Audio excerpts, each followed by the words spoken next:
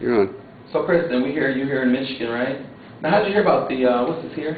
This here, the Hard Rock. Solid Rock Cafe. All right, Solid Rock Cafe. How did you hear about Solid Rock Cafe? Actually, my mom does all my bookings, so she found it and just had the opportunity to come. And Here you are. Where are you from? I'm from Louisville, Kentucky. Okay, how do you like Louisville, Kentucky? I love it. It's home. I've lived there my whole life. Same house. Now, describe your type of music. Seriously, what kind of music do you do? How would you describe it?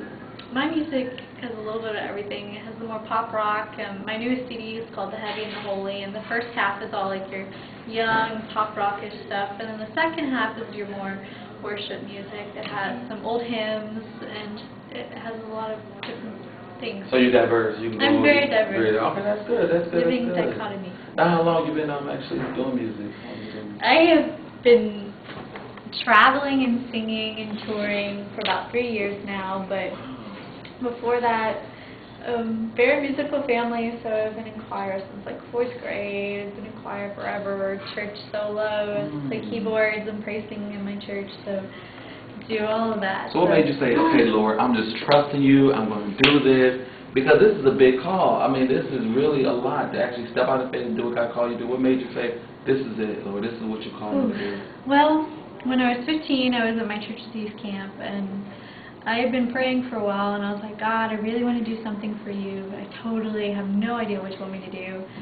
And during that time, I felt really, really called into the music ministry. And I talked to my pastor, my youth pastor, my parents, and started praise singing at my church, and started playing the keyboards, and kind of starting. You play and you sing at the same time? You can do both? That's nothing but God, because I was talking to an artist, and that was one of the things he was telling a lot of our young people to do. If you can write and sing and play, the more gifts you have that you can use for His glory, the better you'll be. Because I guess it's kind of hard if you were singing and then try to find someone to go along with the beat you were trying to sing. I mean, I guess it's got to be very difficult. It can. I used to not be able to play and sing at the same time at all. It grew. Okay, cool. With many lessons. Now, I do have to ask you one question. I know it's very difficult at times. What made you stay doing Christian music? Because I know it's such a large audience out there for the punk rock a little bit.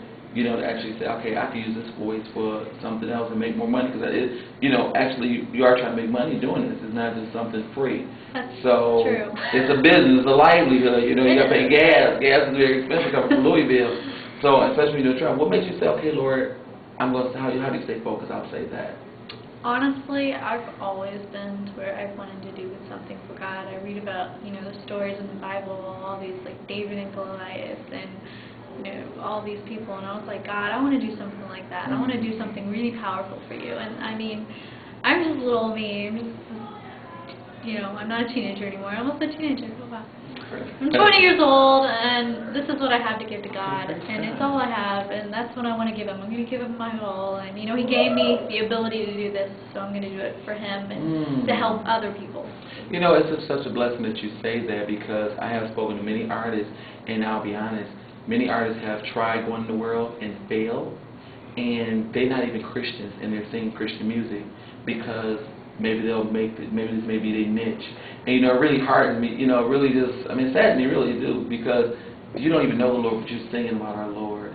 So you have a lot of sheep, and, Chloe, have you come across any of that? It happens. A lot of people think it's easier as the venues because it's easier to get a church gig and, have people respond versus, trying to get into the bar, and there's, so many other, people who are trying to get in there, too, and deceiving. So it's very deceiving. Have you run into anyone like that? I'm serious. What do you say to that kind of person? What would you say to that kind of person who's doing that?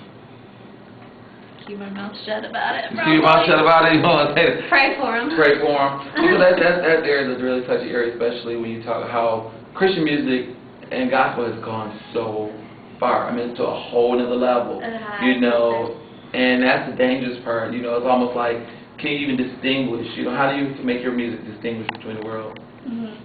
Well, I definitely have a message and things that I want to share, and before every album I sit down and I think, what do I want people to hear? What do I want people to, hear about God? What can help them? And just figure out what I want to to sing about and what God wants me to sing about, pray about it, and then come out with it. I mean, there's songs that are for fun, you know, that people like, that you can bang your head to, and then there's the other songs that are, you know, just about Jesus and how He can help you. So, I mean, to give some substance, basically. Some real good substance, you know. And that's the one part that we have to make sure that we give them something that they need to hear, some good substance. You know, and so that's really cool.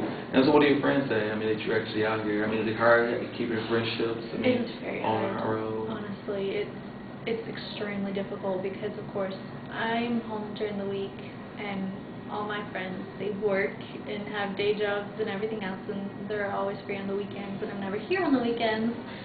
So it's extremely difficult at all. Do you find yourself lonely at times? I mean, seriously, being a musician, you find yourself like lonely, or you find yourself when you get to your crowd, is that your family? You know, how do you do it?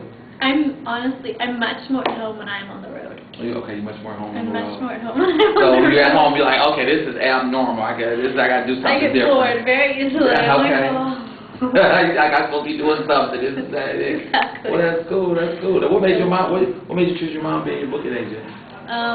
She's free. Okay. Hey, important, free, good. She's honestly really, really good at it. She's postmaster at the post office at home. So okay. she's the boss. She knows how to get business done. Cool.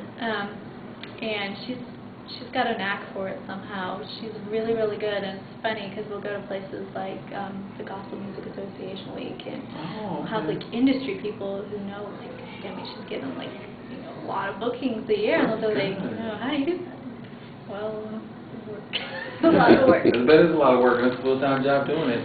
Yep. Wow, that's I help awesome. out at the house, so. Now, have you down in that area? Have you been down to? You ever heard of the Club 3 Degrees? That's another hot club that's out there. Rocketown. Rocketown. Rocketown. I know Rocketown. Now I've been down to Rocketown. That's the dude. Now that's another place that started off. I don't know if it's still Christian Club. Is that still Christian Club, or how are they doing that? I really don't know. Okay, so you've been down there. That's a hot place too. I know of it. Yeah, I've been down there, and they had the skate place and things like that for young people, and that's what really we need cool. to do. So how do you continue to keep your music flowing with the hottest and latest music? What are you listening to keep your music going? I listen to what I like. I watch what I listen a lot of times because I like to listen to the Christian music, but I don't like any normal, you know, kid. I also like, you know, the what would you call it? Oldies but goodies? Well, I do like oldies. I have the oldies station, like in my car radio. Now it's funny you say that. Now, have you ever used any worldly music, or would you say, I don't see worldly music in your music? I'm a big fan of Coldplay. Okay. I love Coldplay, and I love right now my new I have hot bands. They switch from time to time. Right now it's Maroon 5. Okay. I love Maroon 5. Cool. Yeah, because I know a lot of times what we're doing now, a lot of Christians, especially gospel artists and hip hop artists, they are basically using worldly music and putting it in music, you know, and using it in the background, you know, little bits and pieces that keep them going.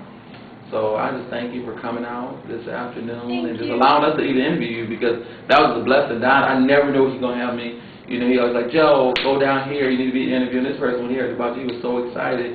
He drove actually almost half an hour to an hour just to be here with you. Oh, and so I just thank God for just allowing you to just use your gifts for His glory, and just keep doing what you're doing. Keep doing what you're doing. Definitely. Stay fat. That's the word. Stay fat. Faithful. F-A-T-T. Stay fat. Faithful, available, teachable, and trustworthy. That's your word. Stay fat. Faithful, available, teachable, and trustworthy. Thank you so much for coming out. Thank you very much.